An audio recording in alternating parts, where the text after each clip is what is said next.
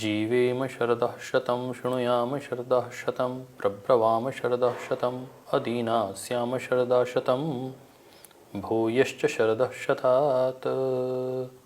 ओम शांति शांति शांति।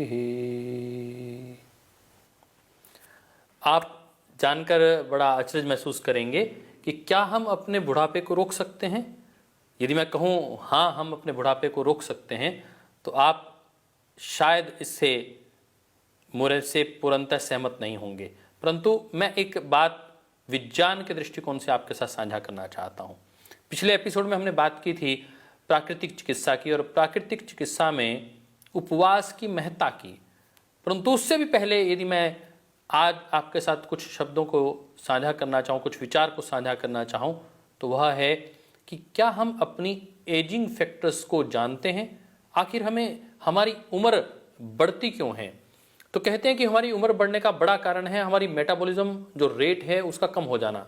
हमारा कैटाबॉलिज्म और एनाबॉलिज्म वो प्रॉपर नहीं रहता, वह इम्बैलेंस हो जाता है, और हमारी मेटाबॉलिज्म की जो शक्ति है, डाइजेशन सिस्टम है, या पूरी बॉडी की जो मशीन है उसके कार्य करने की जो क्षमता है वो लगातार कम होती जाती है, और उसके चलते हमारी एज बढ़ती हुई दिखाई देती है।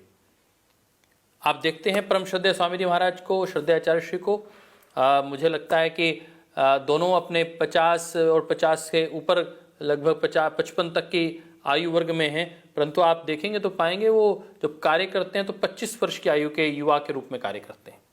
बायोलॉजिकल एज बहुत कम है और उन्होंने उसको मेंटेन किया है। और हम बात करेंगे, बहुत से लोगों में बहुत चर्चा है कोलेजन प्राश श्रद्धेय स्वामी जी ने बनाया है, इससे क्या होता है। हाँ भैया, आपकी स्किन की टोनिसिटी बड़ी रहती है, जो स्किन है हमारी, जो टोन है उसकी, जो उसका आभा है, प्रभा है, उसकी जो दिव्यता है, जो उसका प्रकाश है, वह जो देदीप्यमान आपका जो चेहरा है वो कैसे दिखाई देता है, तो वो आपकी स्किन के ग्लो से दिखाई देता है। स्किन का जो ग्लो है वो कोलेजन प्रकाश से बढ़ता है। ये आप कोलेजन प्राश खाएंगे तो आपको अनुभव होगा कि च्यवनप्राश से ऊपर और बढ़कर कोलेजन प्राश जो पतंजलि योगपीठ ने बनाया है आप उसे अनुभव करेंगे और लेंगे भी। तो अभी हम बात कर रहे थे आखिर हमारे बुढ़ापे के कारक दो तत्व हैं वो कौन कौन से हैं। तो बुढ़ापे के बड़े कारक तत्व जो हैं, बहुत अधिक धूप में रहना, ये भी एक बड़ा बुढ़ापे का कारक तत्व बन जाता है, और उसमें एक बड़ा कारण है स्मोकिंग। तीसरा बड़ा कारण है स्ट्रेस। तो 3 S, sun, stroke, stress and smoking, 3 S आपकी बुढ़ापे में एक बड़ा कारक बन सकते हैं, जिसे हम पॉल्यूशन के रूप में भी ले सकते हैं। बात करते हैं तो आगे कौन से फैक्टर हैं, वो हैं आपके डाइट, लेस एक्सरसाइज, एल्कोहल और कैफीन। कैफीन भी बड़ा कारक है आपके रोग के दृष्टिकोण से, यदि हम कहें जरा के दृष्टिकोण से कहें, आपकी आयु वृद्धि के दृष्टिकोण से कहें, तो बुढ़ापे का बड़ा कारण यदि डाइट है आपका तो कैफीन भी उसमें एक बड़ा कारण है। तो आज हम बात करेंगे आप इन बुढ़ापे के कारणों से कैसे मुक्ति प्राप्त कर सकते हैं, और उसमें एक बड़ा कारण एकमात्र उसका यदि हम सॉल्यूशन बताना चाहें तो एकमात्र सॉल्यूशन है उसका, वह है फास्टिंग। रोगों को दूर भगाने का, रोगों से मुक्ति का, और आपके बुढ़ापे से मुक्ति का एक बड़ा कारण, जो असमय बुढ़ापा आया है, बुढ़ापे से मुक्ति तो नहीं मिल पाएगी शायद आप ठीक कहेंगे, परंतु असमय बुढ़ापे से मुक्ति अवश्य मिल सकती है। असमय बुढ़ापे से यदि बचना है तो एक उपाय, और उसका नाम है फास्टिंग, उपवास, मेडिकेटेड फास्टिंग। जो बुढ़ापे का की फैक्टर है उसे हम सेनोसेंस कहते हैं। इस सेनोसेंस की जब बात आती है तो हम मोटे तौर पर एक बात कहेंगे कि ऑक्सीडेटिव स्ट्रेस, हम मेडिकल टर्मिनोलॉजी की बात करें तो ऑक्सीडेटिव स्ट्रेस, और दूसरा बड़ा कारण है कि माइटोकॉन्ड्रियल डिसफंक्शन, इसको हम ध्यान में रख लें। और आजकल आपने साइटोकाइंस की बात की होगी, ध्यान में आया होगा आपको कि इस कोविड काल में आपने साइटोकाइंस की बात सुनी होगी। तो इन्फ्लामेशन, आपके जो अंदर से शरीर के तत्व हैं, आपके जो ऑर्गन्स हैं, यदि वो इन्फ्लेम हो जाते हैं और या बहुत अधिक आपके अंदर जीवाणु जो विषाणु हैं उनकी ग्रोथ बढ़ जाती है, जो साइटोकैन का तूफान आता है वह शरीर के लिए कितना हानिकारक है, जो आपकी इम्यूनिटी की जो शक्ति है, ताकत है, इम्यूनिटी की जो परिधि है, जो कवच है आपका रोगों से लड़ने का, उसको तोड़ देते हैं। भूखा रहना और उपवास करना दोनों में अंतर है दोस्तों,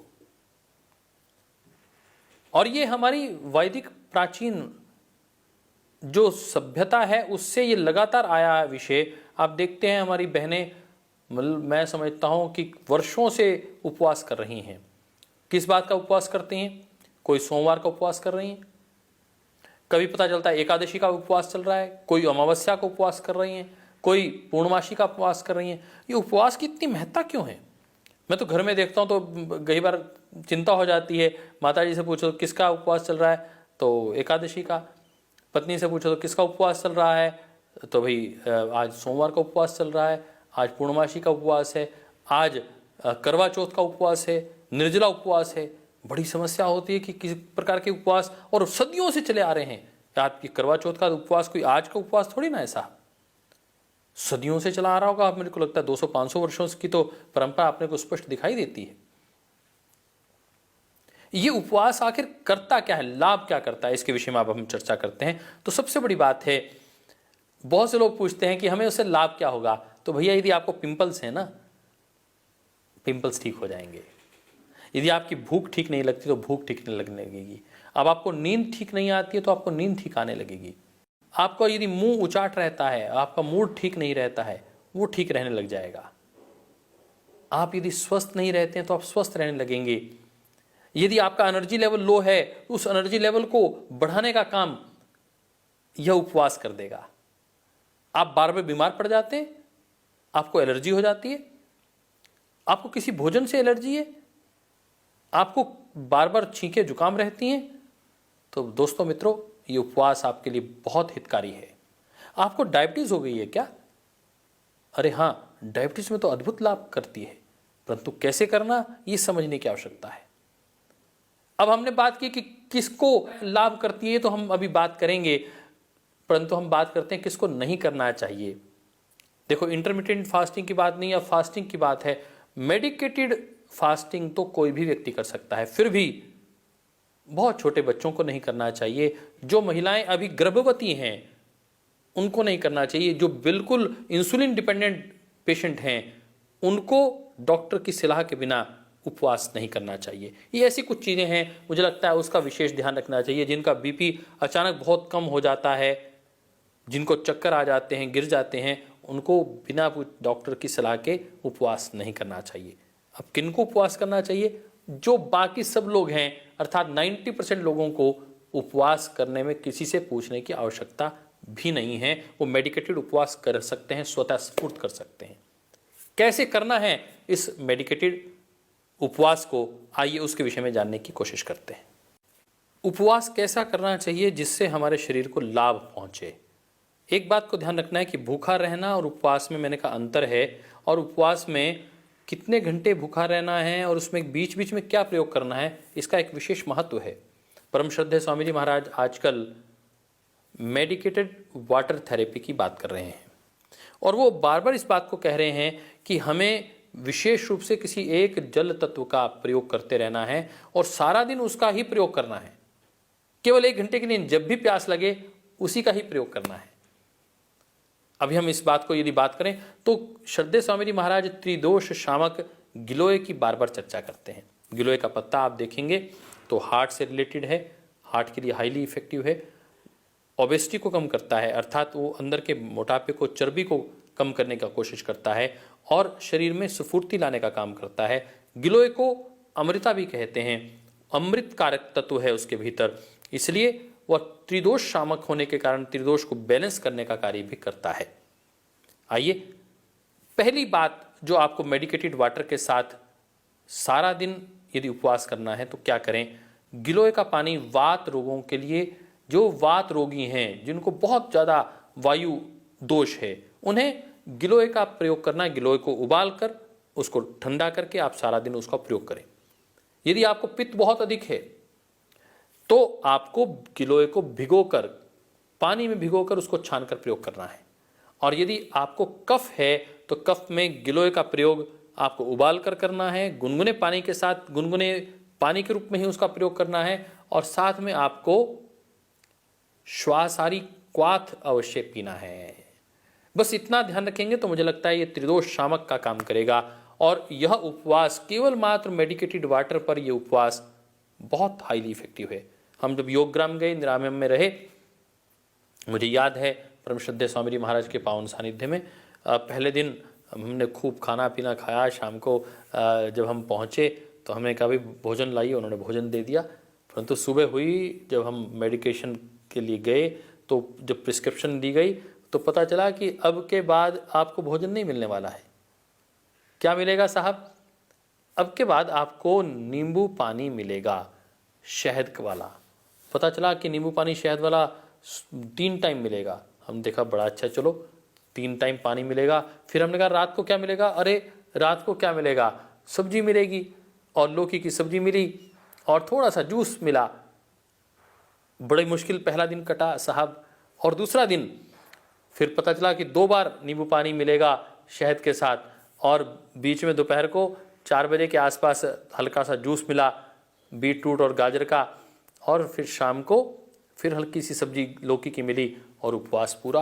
अर्थात पूरा दिन ही उपवास लगातार 3 दिन।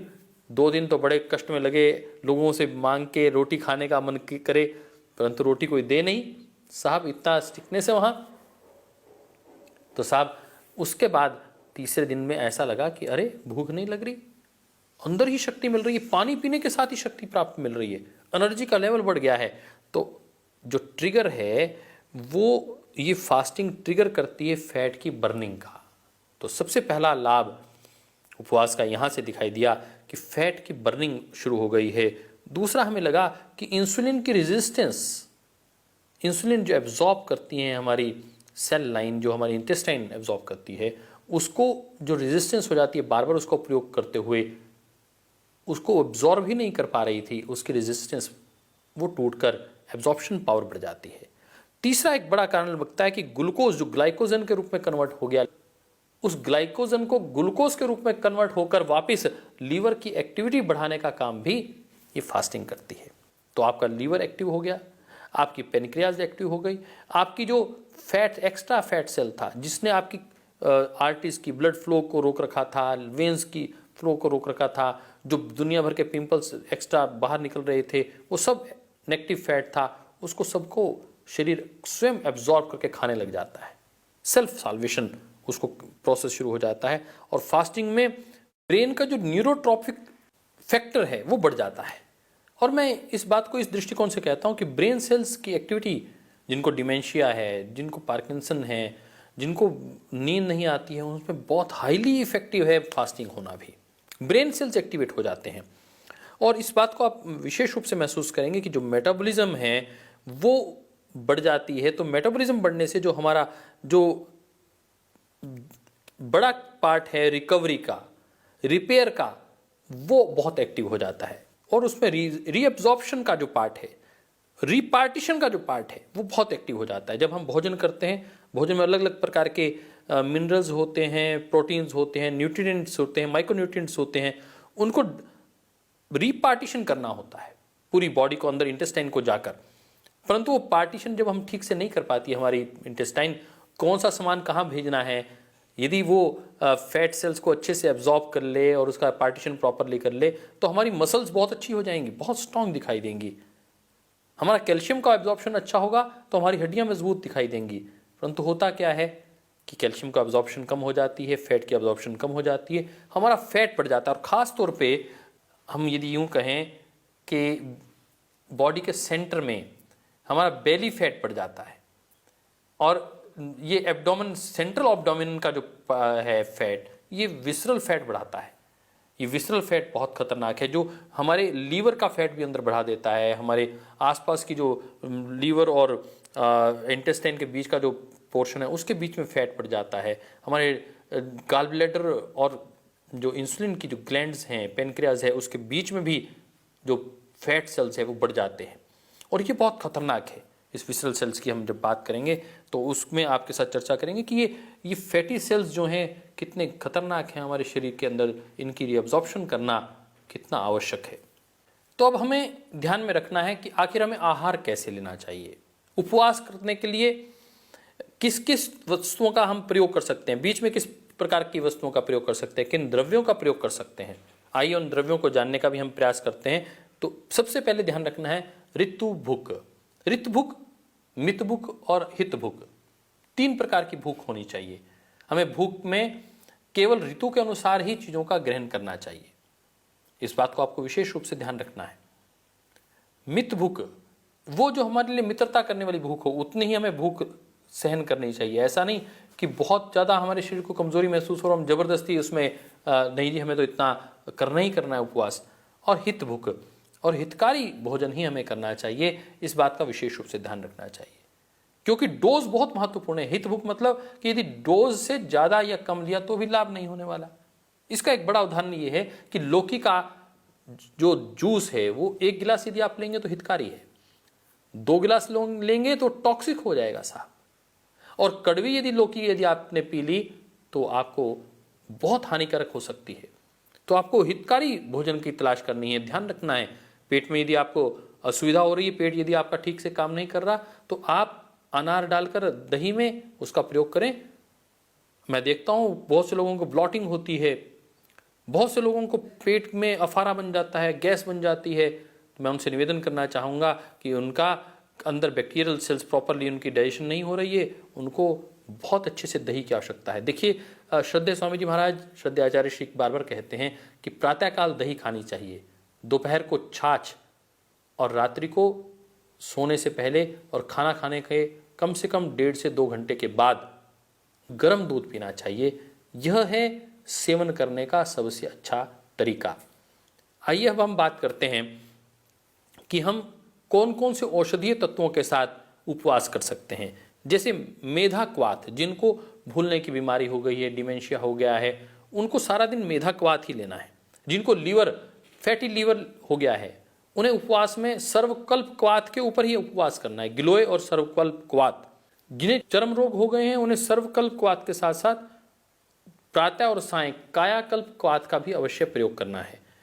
गिलोय इसके मूल में रहेगी, गिलोय का अपने को प्रयोग अवश्य करना ही है, ये त्रिदोष शामक है। और फिर आजकल श्रद्धेय स्वामी जी महाराज ने रसकल्प की बात कही है। मुझे जिनका वजन बहुत कम हो गया है, उन्हें उपवास में एक कल्प, खास तौर पे खजूर कल्प के ऊपर उपवास करना है। जिन्हें खांसी बहुत रहती है उन्हें खजूर कल्प करना चाहिए। सारा दिन दूध में खजूर बॉयल करके उसका ही प्रयोग करना, उस दूध का ही प्रयोग करना है, 2 या 3 टाइम हम उसका ही प्रयोग करें, इसका ध्यान में रखते हैं। और तीसरी बात हम बात करें, जिनको खांसी बहुत रहती है वो खजूर कल्प का प्रयोग करें।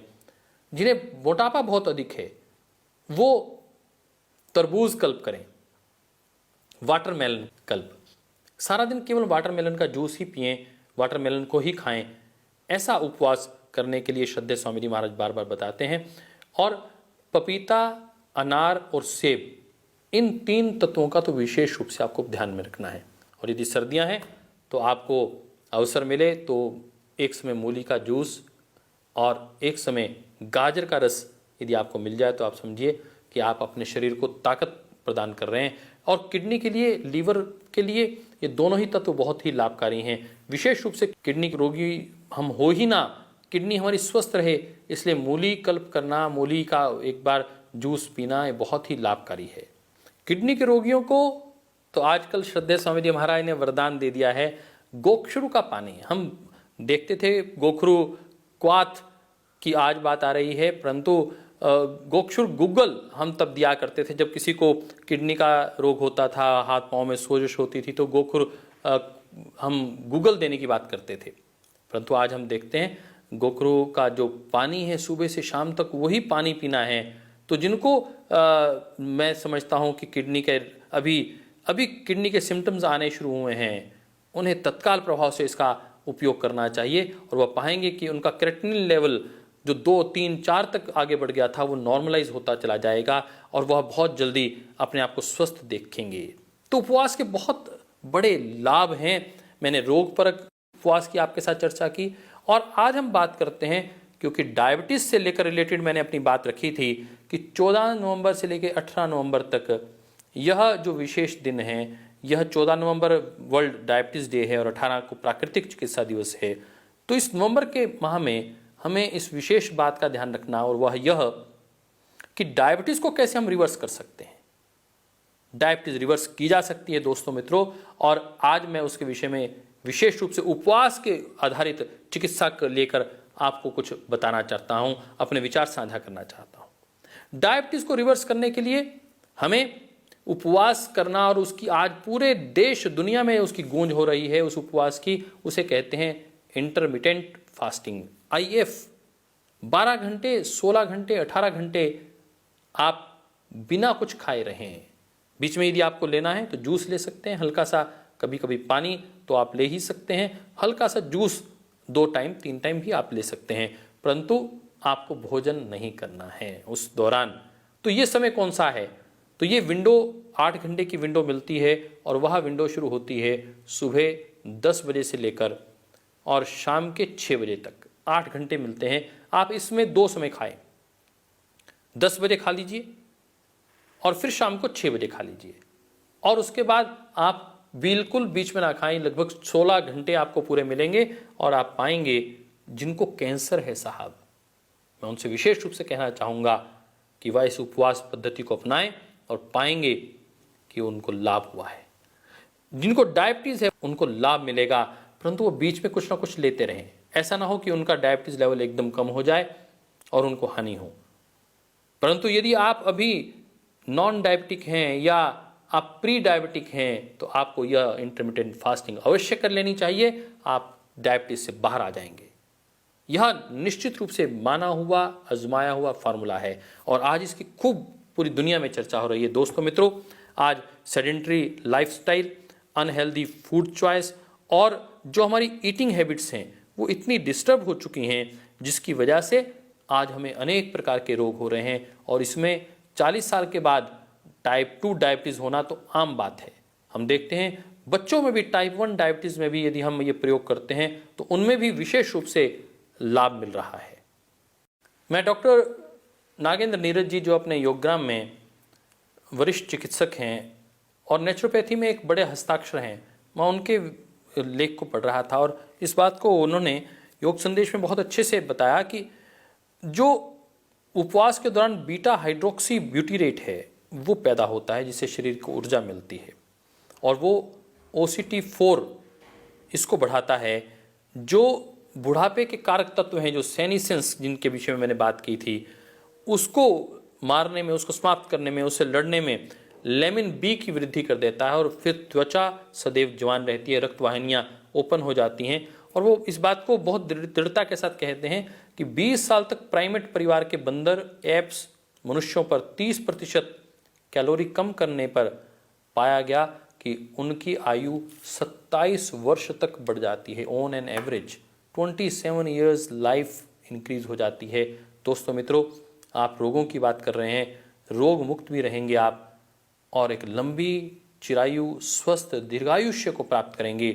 इसलिए मैंने आरंभ में ही मंत्र बोला था, जीवेम शरदः शतम, शृणुयाम शरदः शतम, प्रब्रवाम शरदः शतम, अदीनास्याम शरदः शतम।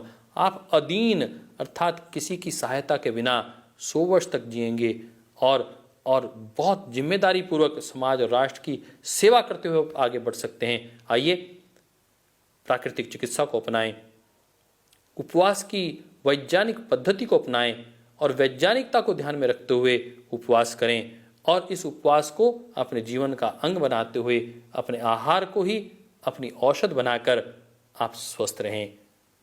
स्वस्थ रहेंगे, मस्त रहेंगे, तो आप निश्चित रूप से इस राष्ट्र के लिए हितकारी होंगे।